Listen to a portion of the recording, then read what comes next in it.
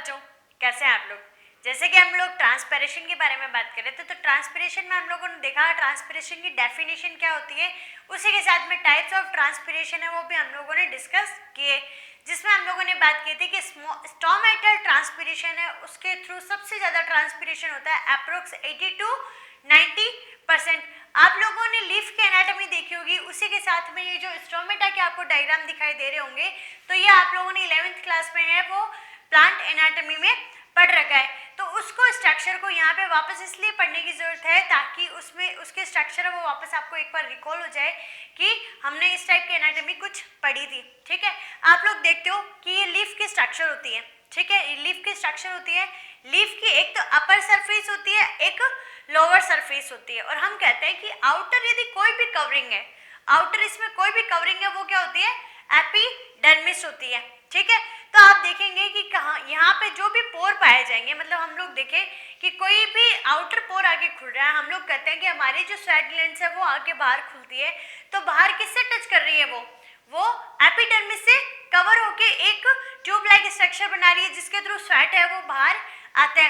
तो इसी तरह का पोर्शन यहाँ पे पाया जाता है कि यहाँ पे भी एपिडर्मिस, इसका लोअर सरफेस है वो भी एपिडर्मिस होता है। इसका हम लोग जो ट्रांसफर सेक्शन देखते हैं, तो हम लोग देखते हैं कि ऊपर की तरफ हमें एपिडर्मिस दिखाई देती है, नीचे की तरफ एपिडर्मिस दिखती है, उसके बीच में हमें मीजोफिल भरा हुआ दिखाई देता है। और मीजोफिल क्या होता है, लीफ में जो क्लोरोफिल को लिए हुए होता है, जिसके कारण ये लीफ का कलर कैसा दिखाई दे रहा है, हमें ग्रीन कलर का दिखाई दे रहा है। ठीक है, साथ में यहाँ पे ये वेंस प्रेजेंट होती है। ये वेंस जो होती है, तो वेंस हमारे जो जाइलम और फ्लोएम को, वैस्कुलर टिश्यूज को यहाँ लेके आने का काम करेगी लीफ तक। ठीक है, और मेसोफिल टिश्यूज है वो हमारे लिए फूड बनाने का काम करेंगे। अब ये पोर्स है वो किस टाइप से पाए जाते हैं वो हम लोग डिस्कस कर लेते हैं। यहाँ पे देखिए, हम लोग आज टॉपिक में डिस्कस करने वाले हैं स्ट्रक्चर ऑफ स्टोमेटा। अब स्ट्रक्चर ऑफ स्टोमेटा, ये दोनों स्ट्रक्चर्स आप लोगों ने देख रखी है, तो आप लोग को कुछ कुछ याद आ रहा होगा कि जो बीन शेप्ड स्ट्रक्चर होती है वो क्या होती है, स्टोमेटल पोर के बाहर की तरफ वो गार्ड सेल होती है, उसके बाहर सब्सिडरी सेल होती है। तो ये चीज आप लोगों ने यहाँ पे देख रखी है। हम सबसे पहले डायग्राम देखते हैं कि ये डायग्राम किस तरह से पाया जाएगा। इसमें पाए जाने वाले पोर्स हैं, ठीक है, उन पोर्स को कोई कवर किया हुआ है, मतलब किसी भी चीज़ को हम लोग देखते हैं कि कोई भी चीज़ को हम लोग प्रोटेक्ट करने का काम कर रहे हैं, उसको मतलब वही गेट खोलने का, गेट बंद करने का जो काम कर रहे हैं, तो उनको क्या कहा जाता है, गार्ड कहा जाता है। तो यहाँ पे इस पोर को, ये जो पोर दिखाई दे रहा है आपको, इस पोर को ओपन करने के लिए और क्लोज करने के लिए यहाँ पे दो गार्ड सेल्स होती है। क्या होती है, दो गार्ड सेल्स होती है। अब गार्ड सेल्स में होती तो एक्चुअल में क्या होती है, एपिडर्मिस ही, लेकिन एपिडर्मिस से डिफरेंट क्यों होती है, क्योंकि इसके अंदर क्लोरोफिल भी प्रेजेंट होता है। ठीक है, तो यहाँ पे देखिए, यहाँ पे अंदर की तरफ क्लोरोफिल भरा हुआ है, ये न्यूक्लियस हो गए, और ये यहाँ पे क्या पाई जा रही है, एक बड़ी सी वैक्यूल है, वो वैक्यूल प्रेजेंट होती है। ये गार्ड सेल्स होगी। गार्ड सेल्स के चारों तरफ यहाँ पे क्या होती है, सब्सिडरी सेल्स, एसेसरी सेल्स बोल सकते हैं, सब्सिडरी सेल्स बोल सकते हैं, होंगे ये एपिडर्मिस के पोर्शन। उसके साथ में हम बात करें कि ये जो स्टोमा है, ठीक है, स्टोमा की जो गार्ड सेल्स होती है, उसकी इनर और आउटर वॉल ही दोनों डिफरेंट होती है। इनर वॉल होती है, वो इनर वॉल है वो थिक लेयर रहेगी, और जो आउटर पोर्शन रहेगा वो कैसा रहेगा, थिन लेयर, मतलब बहुत ही बारीकी से। और यहाँ पे ये कैसी रहेगी, मोटी रहेगी। किस टाइप से वर्क करती है, किस टाइप से मोटी पतली होने का, तो मैं आपको यहाँ पे जब opening and closing of stomata समझाऊंगी उस टाइम बता दूंगी। अभी आप लोग सिर्फ ये देखिए कि ये मैंने यहाँ पे किडनी शेप्ड बनाया है, बीन शेप्ड बोल सकते हो, किडनी शेप्ड बोल सकते हो, इन डाइकोट प्लांट्स। देन हम लोग बात करते हैं मोनोकोट्स प्लांट में। तो मोनोकोट प्लांट में कैसी होती है, डंबल शेप्ड होती है, वो जो बॉडी बिल्डिंग वाले डंबल्स होते हैं ना, उन डंबल्स के शेप की यहाँ पे ये मोनोकोट में पाई जाती है। इसके बाहर वाली साइड में जो एपिडर्मल सेल बोल सकते हो, सब्सिडरी सेल बोल सकते हो, और ये जो डंबल शेप्ड है वो क्या है, गार्ड सेल्स है इसकी। ठीक है, यहाँ पे ये पोर रहेगा, ये मैंने गार्ड सेल यहाँ पे लिखा है।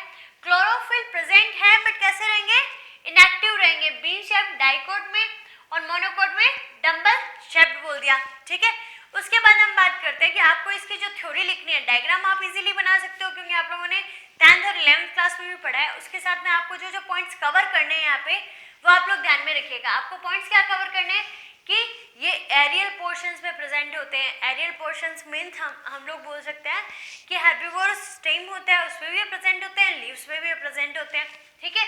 उसके बाद में माइन्यूट पोर, मतलब बहुत ही छोटे पोर लाइक स्ट्रक्चर होती है। फिर covered by guard cell, guard cells को कवर करके रखेगी। किडनी शेप्ड भी हो सकते हैं और डंबल शेप्ड भी हो सकते हैं। डाइकोट में कैसे हैं? Kidney shaped. मोनोकोट में कैसे हैं? Dumbbell shaped. अब ये जो गार्ड सेल है इसकी आउटर वॉल है वो कैसी है? यहाँ थिन, और इनर वॉल है वो कैसी है? थिक है। अब ये थिक और थिन वाला पोर्शन है वो मैं आपको समझा ही देती हूँ यहाँ पे, और उसी के साथ में आप देखिए इसका इलास्टिक नेचर भी रहेगा। आप लोगों ने देखा है बलून है, आप लोग किसी भी बलून की शेप देख लीजिए कि बलून हार्ट शेप्ड हो सकता है, बलून है वो किडनी शेप्ड हो सकता है, बलून गोल हो सकता है, किसी भी टाइप का बलून है वो हो सकता है। लेकिन यदि जब तक वो पड़ा रहे, मतलब जिसमें हवा नहीं हो, तो वो किसी भी शेप का यूं ही इसको इकट्ठा करके आप रख सकते हैं, ठीक है। तो यहाँ पे क्या होता है कि जैसे हम बात करें कि बलून है, ठीक है, तो आप लोग यहाँ पे देखिए कि ये बलून है, ये पड़े हैं नॉर्मली, ठीक है।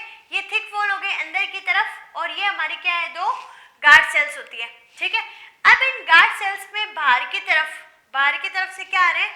हम लोग इजीली एकदम नॉर्मल कंडीशन में जो सेल पड़ी होती है उसको क्या बोलते हैं? फ्लैसिड बोलते हैं। फ्लैसिड मतलब पिचकी हुई टाइप्स, ठीक है।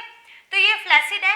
अब ये सब्सिडरी सेल्स जो मैंने बताई, यहाँ पे लिखा है मैंने सराउंडेड बाय सब्सिडरी सेल्स। अब ये सब्सिडरी सेल से क्या है? वाटर को अंदर की तरफ एब्जॉर्ब करेगी, ठीक है।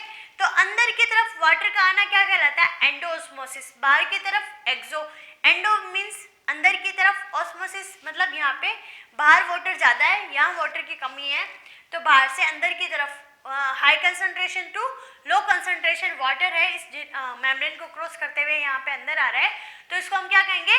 Endo osmosis. तो वाटर है वो बाहर से कहाँ आ रहा है?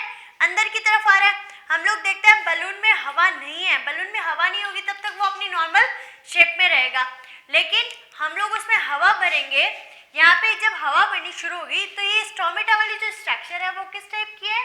इस तरह से है, बीन शेप्ड। अब ये बीन शेप्ड होने के कारण क्या होता है? जैसे जैसे हम लोग यहाँ से हवा भर लो, इसमें वाटर डाल दिया, ठीक है, वाटर डाल दिया तो ये अपनी शेप लेना शुरू कर देती है, टारगेट हो जाती है, ठीक है, हो गई ये टारगेट, और इसने अपनी शेप भी ले ली, ठीक है। देन ये पोर्शन कब है? डे टाइम में। नाइट टाइम में एक्सोस्मोसिस, मतलब वाटर है वो वापस बाहर की तरफ चला जाएगा, तो ये वापस कैसे हो जाएगी? फ्लैसिड। तो ये तो आप लोग जो 10th स्टैंडर्ड तक पढ़ के आते हो वो है हमारे स्टोमेटा की ओपनिंग एंड क्लोजिंग, जिसमें आप लोगों को सिर्फ इतनी बात ध्यान में रखनी है कि ये वॉल है वो थिक है और ये क्या है? थिन है। और डे वाले पोर्शन में एंडोस्मोसिस हो रहा है तो ये फूल रही है, और एक्सोस्मोसिस में वापस क्या हो रही है? ये फ्लैसिड हो रही है, ठीक है। तो ये तो आप लोग जो बहुत छोटे स्टैंडर्ड से पढ़ते हुए आ रहे हो ना कि हाँ ये सब चीज़ें यहाँ पे होती है, तो हमने इस चीज़ को यही समझा दिया आपको, ठीक है। लेकिन यहाँ पे आपको जो मैकेनिज्म रहेगी, क्योंकि आपका स्टैंडर्ड 12th क्लास का है, तो यहाँ पे आपका जो स्टोमेटा का ओपनिंग और क्लोजिंग की जो मैकेनिज्म है वो बहुत ज़्यादा हाई लेवल की हो जाती है, इस लेवल से थोड़ा हाई लेवल हो जाता है, तो वो हम लोग नेक्स्ट वीडियो में इसी के बारे में डिस्कस करने वाले हैं। अभी हम लोग देखते हैं कि हमने स्टोमेटा तो देख लिया, स्टोमेटा किस टाइप से फंक्शन करता है वो भी हमें ध्यान में, लेकिन ये स्टोमेटास पाए कहाँ जाते हैं?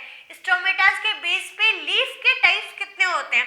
तो यहाँ पे आप देखिए कि यहाँ हम सबसे पहले बात करते हैं स्टोमेटल ट्रांसपीरेशन में कि डाइकोट लीफ। आप लोगों ने प्लांट्स के दो पार्ट देखे हैं, डाइकोट और मोनोकोट।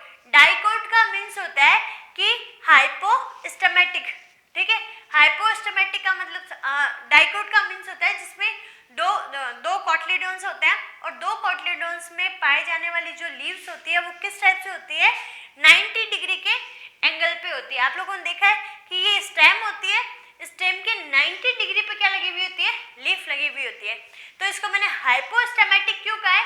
हाइपो का मीन्स होता है नीचे, एपी का मीन्स होता है ऊपर, एंडो का एकदम अंदर, लेकिन यहाँ पे तो दो ही टर्म्स यूज हो गए, एक तो एपी और एक हाइपो। तो यहाँ पे क्या है? डाइकोट लीव्स के अंदर जो लीफ है वो हाइपोस्टोमेटिक है। हाइपोस्टोमेटिक का मतलब कि लीफ में नीचे की तरफ ये एपी, ये हाइपो, तो हाइपो की तरफ इसमें क्या पाए जाएंगे? स्टोमेटास ज्यादा होंगे, इसलिए इसको क्या बोल दिया? हाइपोस्टोमेटिक। तो यहाँ पे देखिए आप 90 डिग्री टू स्टेम, स्टेम से 90 डिग्री पे है 90 डिग्री पे, ठीक है। थोड़ी बहुत मैथ्स पढ़ा देती हूँ मैं से, ठीक है। 90 डिग्री बनाया एकदम, देख लीजिए आप, ठीक है। डोर्सो वेंट्रल लीफ, इसको लीफ कैसा कहेंगे, डोर्सो वेंट्रल लीफ की नीचे की तरफ इसमें स्टोमेटाज है वो ज्यादा होंगे। तो यहाँ हम लोगों ने इसकी गार्ड सेल कैसी देखी है, किडनी शेप्ड या बीन शेप्ड हम बोल सकते हैं। तो यहाँ आपको ये बात ध्यान में रखनी है, मोर स्टोमेटा ऑन लोअर स्पेस, जो लोअर सरफेस है वहाँ पे क्या है, सबसे ज्यादा स्टोमेटाज यहाँ पे प्रेजेंट होते हैं। तो ये बात आपको थोड़ा सा ध्यान में रखना है, इसलिए इसको क्या बोल दिया, हाइपोस्टोमेटिक। सेकंड हम बात करते हैं यहाँ पे मोनोकोट प्लांट की। तो मोनोकोट प्लांट्स है उसको एम्फीस्टोमेटिक का है। तो एम्फी का मतलब आपको ध्यान में है कि दोनों साइड में, बोथ साइड के लिए यूज होता है एम्फी वर्ड।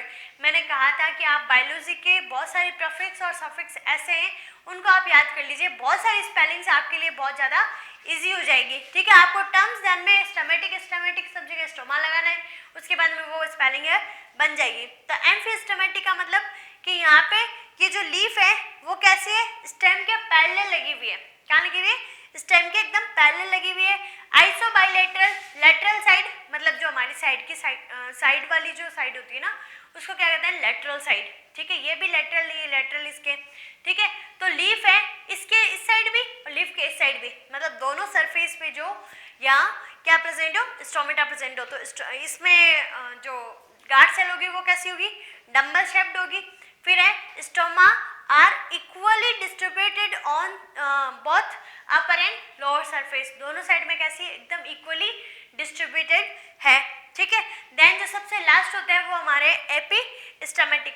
अब एपिस्टोमेटिक का मतलब ये होगा कि जो हाइड्रोफाइट्स होते हैं, तो हाइड्रोफाइट्स है यहाँ तक पानी है, पानी की सरफेस है, पानी की सरफेस में हम लोग देखेंगे जहाँ ह्यूमिडिटी ज़्यादा होती है या जहाँ पे पानी है वो ज़्यादा होगा, तो वहाँ पे ट्रांसपीरेशन कम होगा, इंक्रीज नहीं होगा, डिक्रीज होगा। हवा से, टेम्परेचर से देखेंगे हम लोग ट्रांसपीरेशन बढ़ता है, लेकिन जहाँ ह्यूमिडिटी है वहाँ पे ट्रांसपीरेशन क्या है, घटता है। अब इसको इफेक्ट करने वाले बहुत सारे फैक्टर्स थे जो आपके सिलेबस से हटा दिए गए, लेकिन एक बार सरसरी नज़र से उसको देख लेना कि कौन से फैक्टर्स के थ्रू ट्रांसपीरेशन बढ़ता है, कौन से फैक्टर्स के थ्रू ट्रांसपीरेशन है वो घटता है, ठीक है। तो यहाँ मैंने आपको 3 फैक्टर्स तो बता दिए, टेम्परेचर, विंड एंड देन मैंने बताया ह्यूमिडिटी। अब ह्यूमिडिटी है तो ह्यूमिडिटी में कम होगा, तो यहाँ पे एपी का मीन्स मैंने बताया हुआ है कि अपर सरफेस, ऊपर वाली सरफेस जो रहेगी। तो यहाँ क्या होगा कि अपर सरफेस पे जो भी हाइड्रोफाइट्स होते हैं लाइक वाटर लिली वगैरह, ठीक है, तो इन सब में कहाँ पाए जाएंगे, अपर सरफेस पे, ठीक है। और जो हाइपो है वो किस में है, डाइकोट में, और एम्फी है मोनोकोट में। तो इस टाइप से आपके आइसोबाइलेटरल और डोर्सोवेंट्रल लीव्स, ये दोनों आपके डायग्राम हैं। यदि आप लोग डायग्राम देखना चाहते हैं इनके, तो आप गूगल भी कर सकते हैं, अदरवाइज आप 11th की बुक की एनाटॉमी एक बार चेक कर लीजिए, जिसमें आपको ये डोर्सोवेंट्रल लीफ और आइसोबाइलेटरल के डायग्राम दे रखे हैं। वहाँ पे आप देखिएगा आपने स्टोमास कहाँ कहाँ ड्रॉ किए हैं, तो इस टाइप से आपको स्टोमा की स्ट्रक्चर है वो और ज़्यादा अच्छे से समझ में आ जाएगी। बाकी जो आपके 12th लेवल पे अभी जो क्वेश्चन पूछा जाएगा उसके लिए जो सफिशिएंट था वो मैंने आपको एक्सप्लेन कर दिया है। देन हम लोग बात करेंगे mechanism of stomata closing and opening, ठीक है। तो खुश रहिए, मुस्कुराते रहिए और घर पे सुरक्षित रहिए। Thank you.